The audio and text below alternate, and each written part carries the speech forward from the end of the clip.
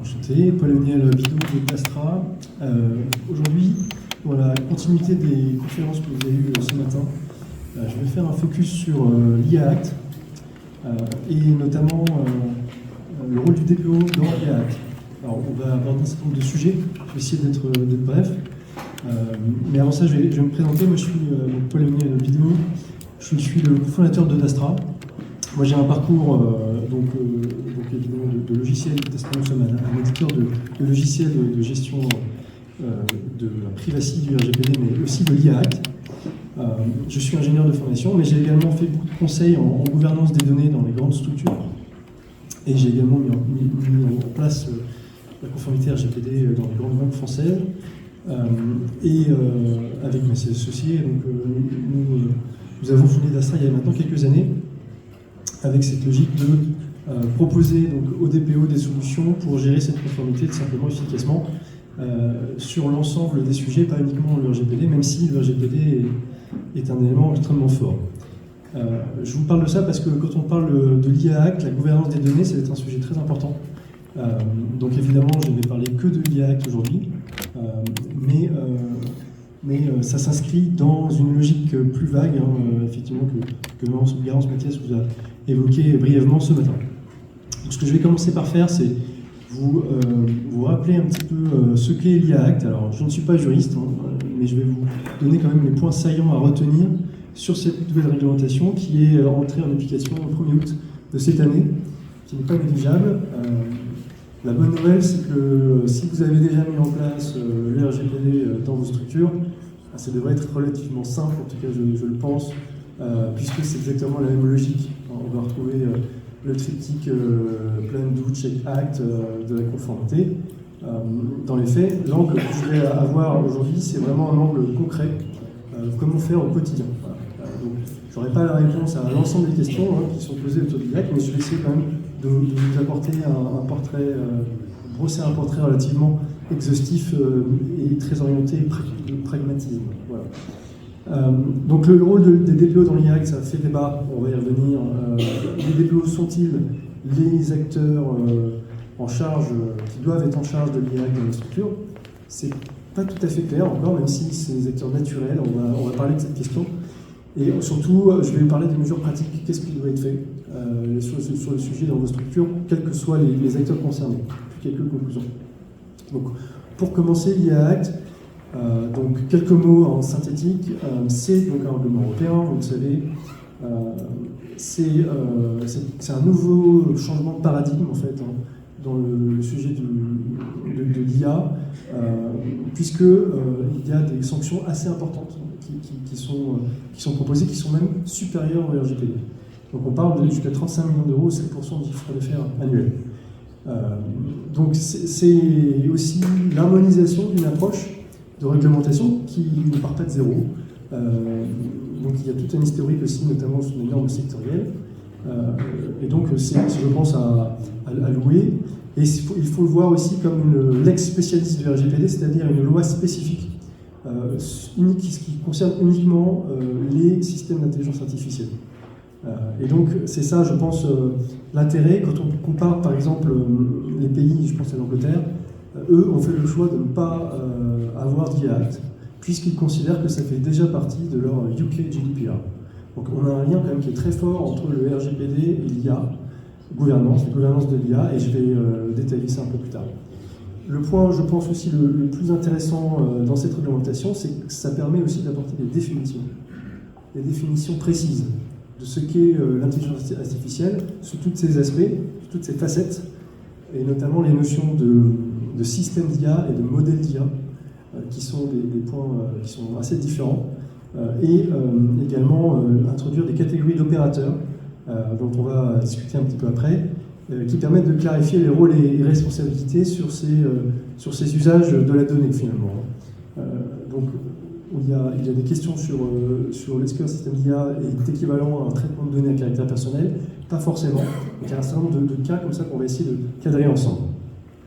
Voilà à peu près pour un résumé rapide de l'IA Act. Et quand on reprend la définition d'un système d'IA, puisque c'est surtout ça dont on va parler, ce qu'il faut retenir, bon là c'est la définition officielle d'après le texte, c'est que c'est un système automatisé qui déduit.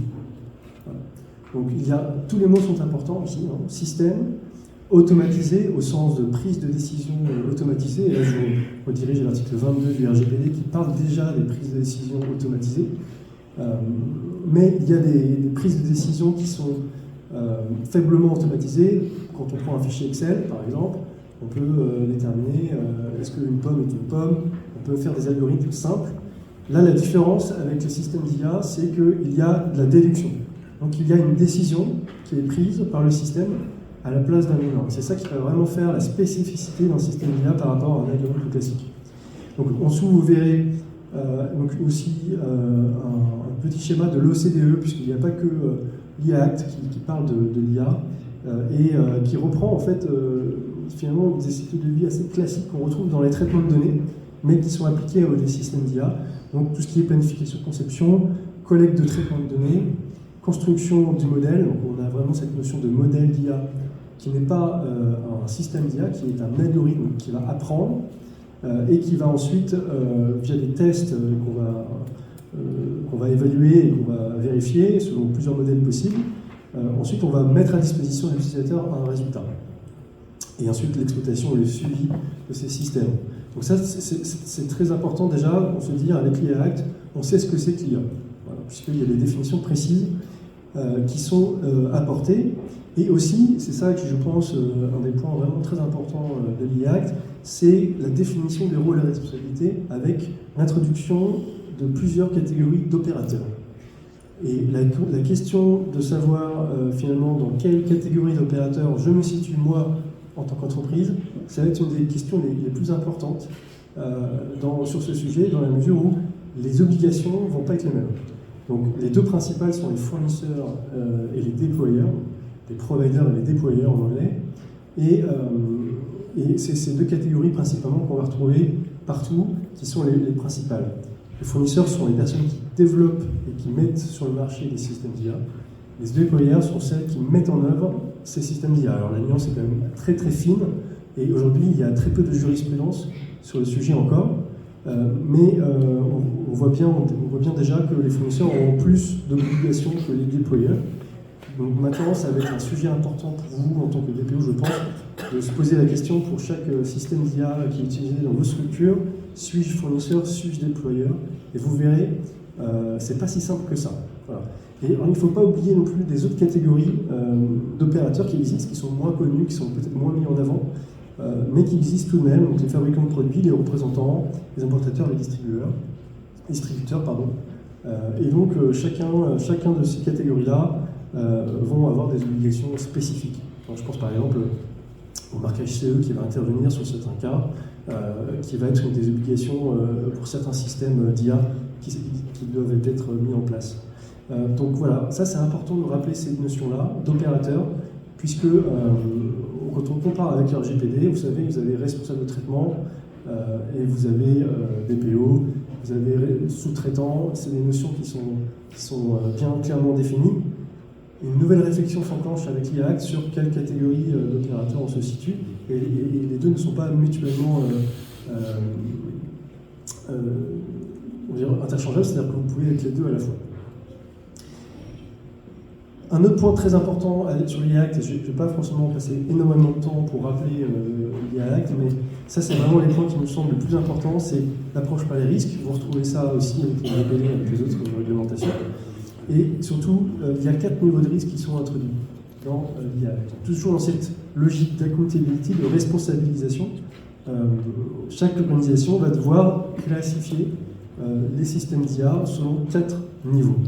Risque inacceptable, c'est clairement l'objectif de cette réglementation, c'est d'empêcher un certain nombre de travers, de déboires qui s'est déjà passé sur les traitements de données à caractère personnel à l'époque, des Cambridge Analytica, etc. C'est déjà de dire qu'il y a des systèmes d'IA qui sont inacceptables, et notamment ceux qui portent atteinte aux droits fondamentaux et à la sécurité des individus. Il y a les systèmes d'IA à haut risque, on va faire un focus là-dessus juste après. C'est quelque chose qui est, je pense, le périmètre principal de cette IA Act, qui concerne donc les systèmes susceptibles d'affecter les droits ou la sécurité des individus dans des secteurs critiques. Donc, vous voyez, c'est des définitions quand même assez générique. Je vais vous montrer quelques exemples après. Ensuite, il y a les risques faibles, donc notamment les chatbots, donc tous les systèmes qui interagissent directement avec les utilisateurs, sur lesquels il y a des obligations aussi qui s'appliquent. Je pense à des obligations de transparence, et notamment pour comprendre pourquoi un système d'IA a sorti une décision. Et on peut légitimement se demander, dans beaucoup de systèmes d'IA, pourquoi la décision a été prise. Aujourd'hui, il faut le dire clairement, c'est des boîtes noires, ces systèmes. Donc, lorsque ces décisions ont un impact fort sur ma vie en tant qu'individu, on est légitimement en droit de demander pourquoi telle ou telle décision est sortie. Et donc, même pour des systèmes peu critiques, cette transparence va être très importante. Et enfin, les risques minimes, donc les systèmes où il n'y a quasiment pas de risque pour les droits fondamentaux ou la sécurité des individus. Donc la question de cette classification, c'est la même chose que les opérateurs. Dans quelle catégorie suis-je? Quel niveau de risque j'ai classifié pour ces systèmes d'IA pour ma structure en tant qu'organisation responsable? Et ensuite, lorsqu'il y aura des contrôles, lorsqu'il y aura des vérifications, il y a un débat pour être mené avec les autorités. Donc un petit focus sur les systèmes d'IA haut risque. Et donc je pense que c'est vraiment cette partie-là qui va être la plus surveillée, sur laquelle il y a plus d'obligations. Vous allez avoir après la liste des obligations par niveau de risque. Mais globalement, on parle tout ce qui est biométrie, tout ce qui est infrastructure critique, donc dans l'éducation et la formation professionnelle, donc notamment les parcours de carrière. Il y a beaucoup de traitements dans le domaine RH qui vont tomber naturellement dans cette catégorie. Donc les sociétés, les organisations qui disent on n'a pas de système d'IA à haut risque de base, vous faites de ressources humaines, vous avez probablement des cas d'usage d'IA à haut risque dans votre structure de base. Tout ce qui est emploi, gestion des travailleurs, services privés essentiels, avantages publics, force de l'ordre. Alors sachant qu'il y a des exceptions quand même, notamment sur l'aspect surveillance, sécurité. Je ne vais pas tous les lister ici, mais voilà, vous avez des certain nombre de choses autour de la sécurité aux frontières et l'administration de la justice. Donc voilà grosso modo ce que je voulais vous dire. Ce qui est important à retenir sur l'IA Act, ce n'est qu'un aperçu. Vous avez des centaines de pages. Mais vraiment c'est ça mon message, c'est d'abord les opérateurs, ensuite l'approche par les risques, et enfin les focus sur les systèmes d'IA à haut risque. Ça va vraiment être un sujet important. Je pense que c'est ces 3 points clés à retenir quand s'agissant de l'IA Act. Alors ensuite, sur le rôle des DPO dans l'IA Act. Donc vous le savez, les DPO s'occupent principalement de mise en conformité au RGPD, aussi de maintien dans le temps. Ça, c'est pas une mince affaire, mais on sait quelque chose. Donc ce qu'il faut voir, et ce qui a été un petit peu évoqué ce matin, c'est que l'IA Act intervient déjà au sein d'une batterie, d'une mosaïque d'outils juridiques qui soit a déjà été rentré en application, soit qui va l'être dans les prochains mois et les prochaines années. Et donc, l'objectif de la Commission européenne, c'est vraiment de cadrer tous les usages autour des systèmes d'intelligence artificielle.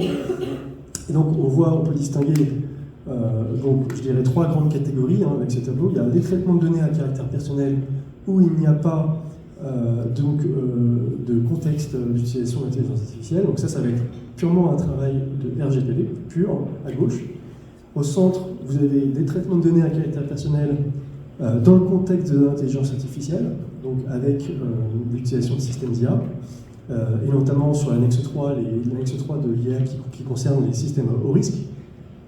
Et ensuite, vous avez les traitements de données non personnels qui font appel à l'intelligence artificielle. Et donc, là, on pourrait se dire peut-être que le DPO n'est pas concerné, puisqu'il n'y a pas de données personnelles. Sauf que dans les faits, il faut qu'il y ait quelqu'un qui s'en occupe. Donc, qui pour s'en occuper, si ce n'est pas le DPO?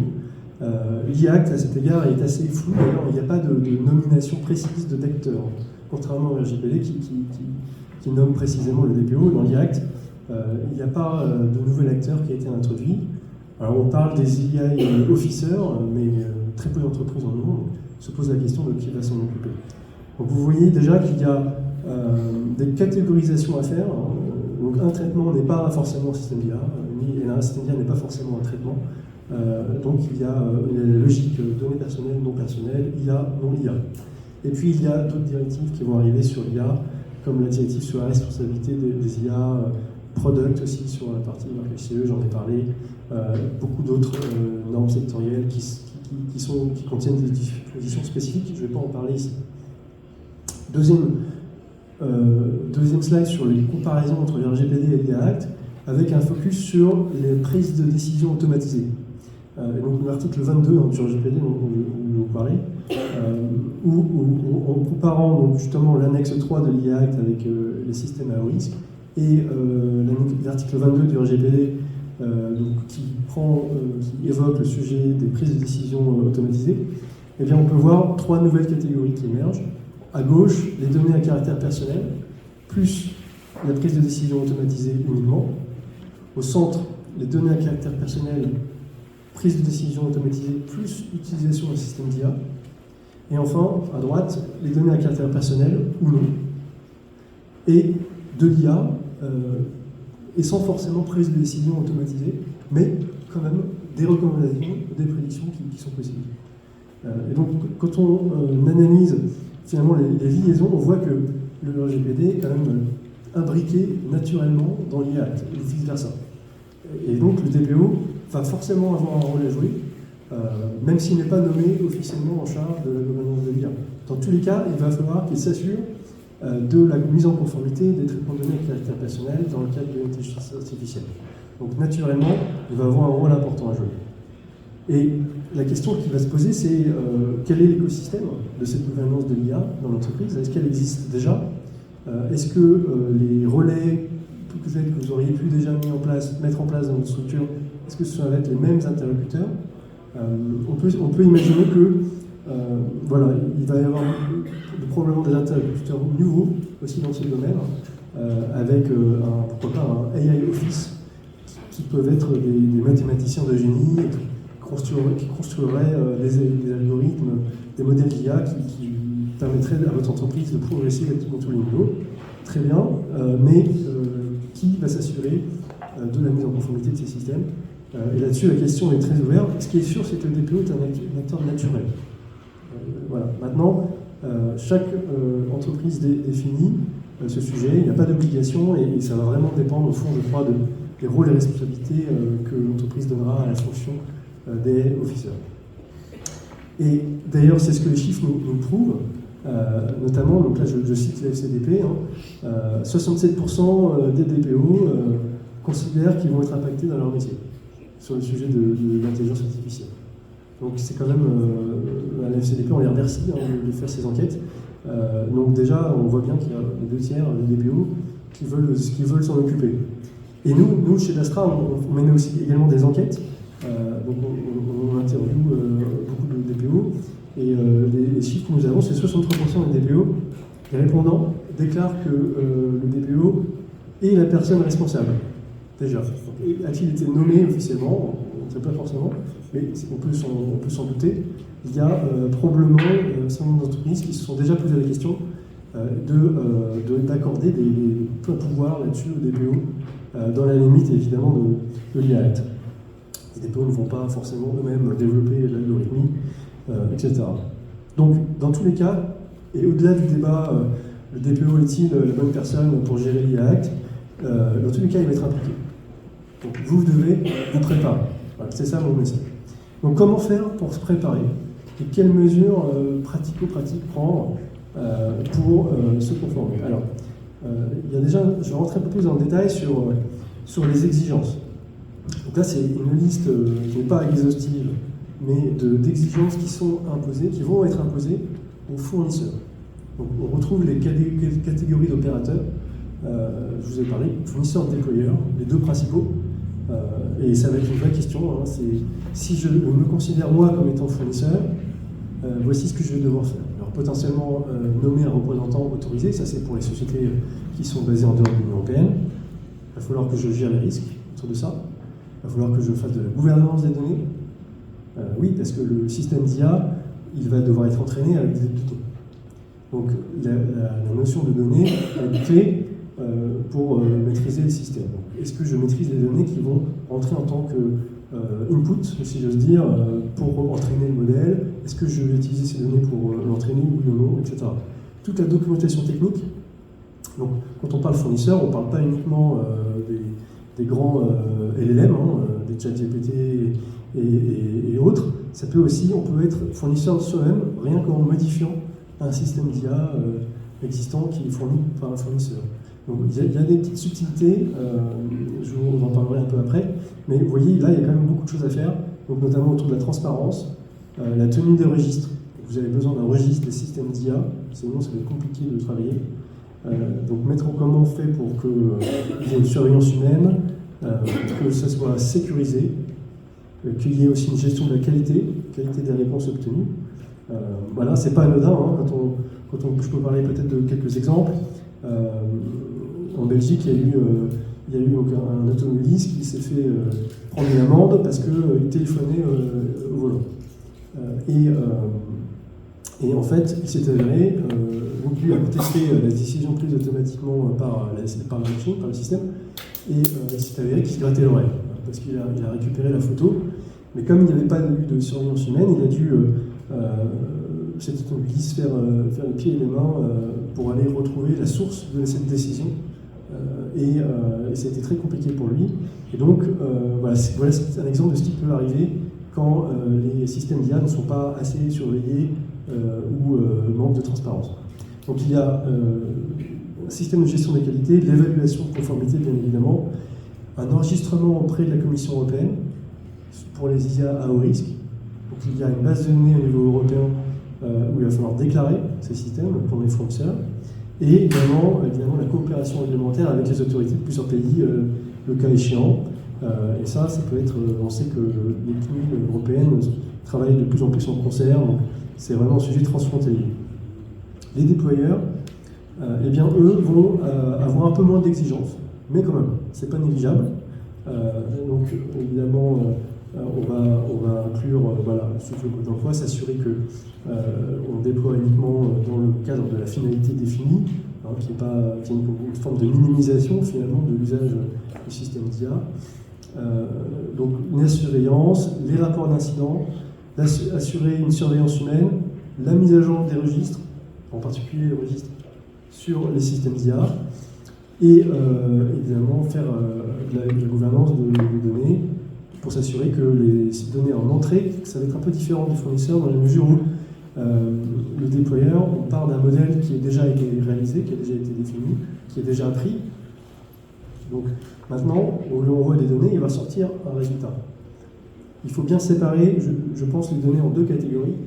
Quand on parle de système d'IA, les données qui servent à entraîner le modèle, par exemple la classification d'images automatiques, on veut détecter les éléphants en Afrique par image satellite, on va envoyer des photos d'éléphants. Et le système va apprendre à détecter les éléphants à partir d'images. Et après, il y a également des données d'entrée. Une fois que le modèle est déterminé, donc l'algorithme est fini, on lui envoie une image, on ne sait pas s'il y a un éléphant ou pas, lui décide est-ce qu'il y a un éléphant, oui ou non, dans l'image. Et donc c'est des données d'entrée, en l'occurrence c'est la deuxième partie, qui doivent être également pertinentes et représentatives. Donc notification, divulgation également pour la prise de décision. Donc on rejoint la notion de transparence, coopération réglementaire, également évaluation de l'impact sur les droits fondamentaux. Donc là on va retrouver des notions proches du DPIA, donc c'est la même chose à peu près, mais appliqué au système d'IA, et également un travail d'information auprès des travailleurs. Vous voyez qu'il y a déjà un certain nombre d'exigences, les deux se recoupent, mais pas tout à fait. Alors là, on va entrer dans quelques subtilités. Donc là, l'évaluation de l'impact sur les droits fondamentaux, les questionnaires, c'est des questionnaires. Ce que disait effectivement ce matin Garance, c'est compliqué à faire les analyses d'impact sur la vie privée, mais ça peut être aussi très simple quand on a les bons outils. Donc là, je vous redirige vers Dastra évidemment, mais vous n'allez pas y couper. Pour les systèmes d'IA, c'est la même chose. Vous allez devoir faire des analyses, c'est normal. Et par contre, ils sont uniquement spécifiques au système d'IA à haut risque. Il y a des conditions précises qui s'appliquent surtout pour les déployeurs, qui sont des organismes, des ordres publics, des entités privées, qui fournissent des services publics, des déployeurs voilà, dans des solutions sectorielles, tout ce qui est solvabilité et crédit, et également évaluation des risques et tarification de l'assurance maladie et l'assurance vie. Donc vous voyez, il y a des détails comme ça par secteur, si ça vous concerne, renseignez-vous, notamment je pense à l'assurance.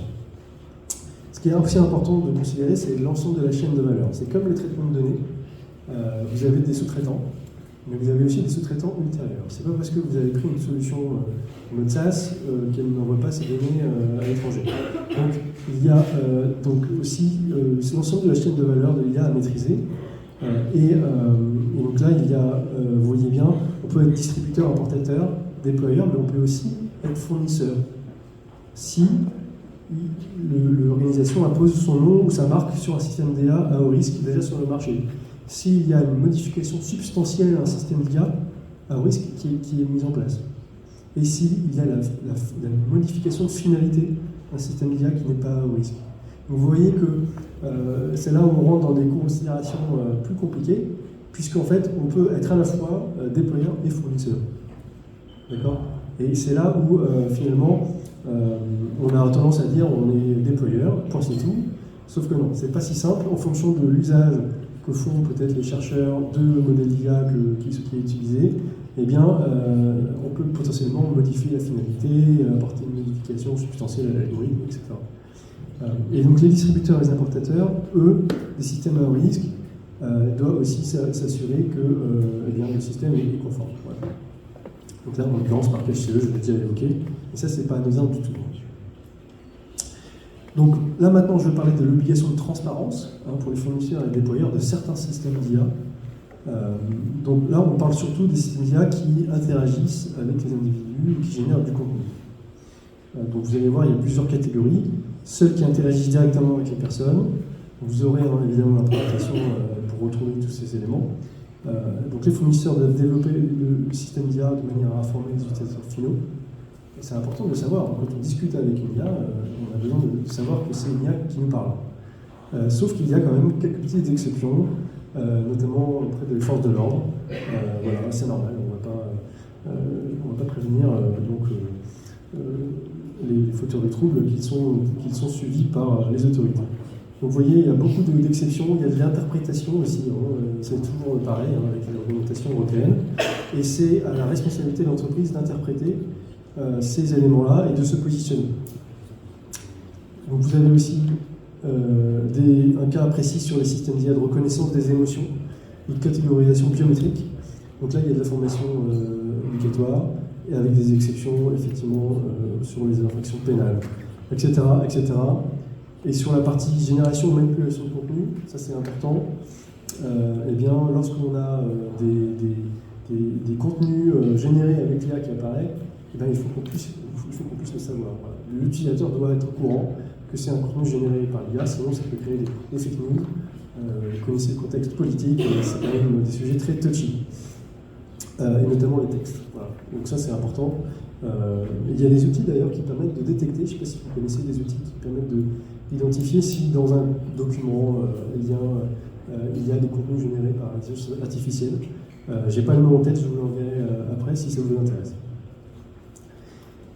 Il y a aussi un autre concept important, et ce qui est, je crois, une vraie révolution en termes de réglementaire, c'est que c'est un petit peu une exception à l'approche basée par les risques. C'est la notion de modèle d'IA à usage général. Vous avez peut-être entendu parler.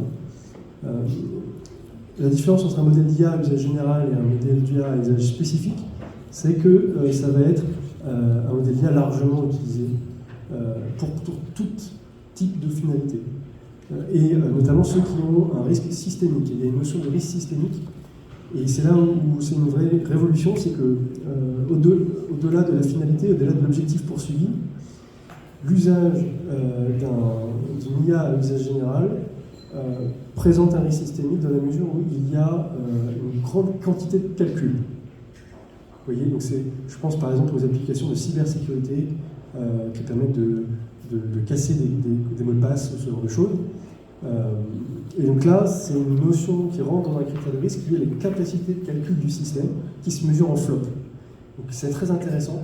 C'est un peu un changement aussi de point de vue, puisque ce n'est pas l'usage uniquement qui détermine le risque, c'est aussi la capacité de calcul du système. Et donc, quelle que soit l'utilisation, si on utilise un modèle d'IA avec beaucoup de calculs, potentiellement, il peut craquer des sécurités. Et là, on a un risque systémique. Et ça, c'est lié en fait au modèle d'IA. Et ce n'est pas lié au système d'IA, c'est le modèle. Donc, le modèle, il faut bien comprendre, c'est l'algorithme. C'est une formule mathématique, tout simplement. Et donc, une formule mathématique couplée à une grande puissance de calcul peut entraîner un risque important. Donc vous voyez qu'il y a des exigences spécifiques, je vais aller un peu vite là-dessus, mais il y a effectivement pour les modèles d'IA à usage général des exigences spécifiques. Ça c'est vraiment, vous voyez, un résumé de l'IA Act, hein, je vous fais. Évidemment, il y a bien plus d'informations en ligne, mais ce qui est important de comprendre, c'est que les fournisseurs de modèles d'IA à usage général doivent mettre en place une politique d'IA. Ils doivent donc faire un acte de transparence. Ils doivent fournir du résumé détaillé, donc de la documentation autour du contenu utilisé pour les données de formation. Donc, comment vous entraînez l'IA, c'est vraiment une question absolument clé, en tout cas qui concerne les acteurs en charge de la conception et le développement de ces modèles d'IA à usage général. Et enfin, ceux qui ont un risque systémique, ils ont des obligations en plus. Voilà. Donc, vous voyez, il y a quand même beaucoup de choses. Et notamment, on parle d'évaluation. Donc, quand on parle finalement de l'IA, on parle bien évidemment déjà de documenter ses usages, donc un registre des systèmes d'IA, mais pas que. Vous voyez, le champ est beaucoup plus large. C'est toujours dans la même logique de documenter, évaluer les risques, mettre en place un plan d'action de navigation et ensuite piloter le contrôle. On va vraiment retrouver donc l'ensemble de la chaîne de la conformité à cette catégorie spécifique d'objets qui sont les systèmes d'IA. Et avec la cerise sur le gâteau, c'est que les exigences de cette catégorie ne s'excluent pas mutuellement. Voilà. Donc on peut être à la fois au risque et soumis à des exigences de transparence distinctes, etc., etc. Donc c'est là où il y a une vraie interprétation et c'est vous, votre rôle en tant que DPO, c'est de vous positionner, de positionner votre organisation sur un ou tel sujet. J'ai envie de dire, peu importe le choix que vous faites, ce qui compte, c'est que vous puissiez le justifier. Donc je suis arrivé au bout de ma présentation. Peut-être pour conclure rapidement, l'objectif, quel que soit l'acteur qui va mettre en place la gouvernance de l'intelligence artificielle dans les entreprises, DPE ou pas, finalement peu importe, ce qui compte, c'est de construire un cadre de gouvernance. Le premier point, définir la gouvernance, qui va faire quoi, les rôles et les responsabilités, quel est le modèle opérationnel, etc. Ce n'est pas des gros mots, c'est important d'y penser dès le début pour éviter de se retrouver dans l'écuelle de considérer que c'est un projet qui a un début et une fin. La réalité, c'est que ça va évoluer en permanence, donc c'est plus qu'un projet, c'est un programme. Et si plus tôt vous déterminez les responsabilités, plus tôt vous allez pouvoir vous décharger, vous, de certaines choses. Voilà, vous pouvez pas devenir, vous n'êtes pas des experts, en tout cas je vous souhaite de le devenir, mais vous n'avez pas forcément vocation à devenir des mathématiciens en vol. En revanche, déterminer une organisation qui fait quoi, c'est important. L'étape 2, cartographier et classifier, ça va être vraiment le registre des systèmes d'IA qui va jouer un rôle absolument essentiel. Et donc je vous incite à tester le module le registre des systèmes d'IA de Dastra. Vous pouvez le tester gratuitement sur notre site www.dastra.eu et qui est distinct du registre des traitements. Ensuite, vous avez les obligations qui concernent les fournisseurs, donc tout ce qui est le design, le développement, l'entraînement et les tests des algorithmes. Et enfin, l'évaluation, la formation des utilisateurs, la gestion des risques, le contrôle, tout ça vous connaissez, c'est du classique. Donc, moi, ce que je recommande, finalement, c'est partir d'un plan d'action très simple. Voilà, vous partez de ce que vous avez déjà fait. Il ne faut pas se mettre non plus... vous voyez, il y a plein d'exceptions, mais ce n'est pas plus compliqué que le RGPD. C'est même plus simple que le RGPD. Si vous avez pris le sujet du bon bout avec les traitements de données, vous allez pouvoir tout à fait y arriver pour les systèmes d'IA. Tout d'abord, il faut cartographier les systèmes, et notamment différencier les systèmes des modèles. C'est pas la même chose. Et ensuite, évaluer les risques en étape 2 avec des questionnaires. Et vous l'avez vu, en fonction de la catégorie, en fonction de votre choix d'opérateur, du niveau de risque, vous n'allez pas forcément avoir les mêmes questionnaires. Et c'est normal, voilà. Sur certains cas, vous allez devoir faire des analyses d'impact, d'autres des analyses plus poussées sur les modèles. Il y a beaucoup de documentation qui vont arriver, je pense, de la part des autorités. Je vous redirige d'ailleurs vers la fiche pratique de la CNIL, qui sont une source intarissable et de très haute qualité s'agissant de l'IA également. Ensuite, une mise en place des processus continus, donc notamment gestion de risque, tout ce qui est évidemment réalisation de risque, ça c'est quelque chose qui doit être fait en continu, et aussi la transparence. Comment lier les demandes de droit, par exemple, au système d'IA? Si je vous pose la question, comment faire, sachant que c'est une boîte noire, les systèmes d'IA, bien souvent. Donc si vous n'avez pas documenté, nous, notre recommandation, c'est de le faire grâce au registre. En fait, si vous avez une demande de transparence, eh bien, et que quelqu'un vous fait une demande d'explication d'une décision de l'algorithme, eh bien, proposez-vous sur le registre. Le registre, il a vocation à être utilisé. Ce n'est pas un fichier Excel que vous devez mettre dans un coin et oublier. Au contraire, c'est la base de la conformité. En tout cas, c'est comme ça que nous, on le considère chez Dastra. C'est la notion de registre augmenté, grâce auquel vous allez pouvoir gagner du temps sur tous les autres aspects de cette conformité. Et enfin, la mise en œuvre des contrôles. Évidemment, les contrôles qui vont être définis grâce à votre politique dans un monde idéal. Quelle politique vous avez mis en place pour gouverner l'IA, quel KPI, quel contrôle, quel plan de contrôle et comment vous pilotez l'innovation continue. Voilà, c'est tout pour moi, je vous remercie. N'hésitez pas à tester Dastra et je vous souhaite une bonne continuation.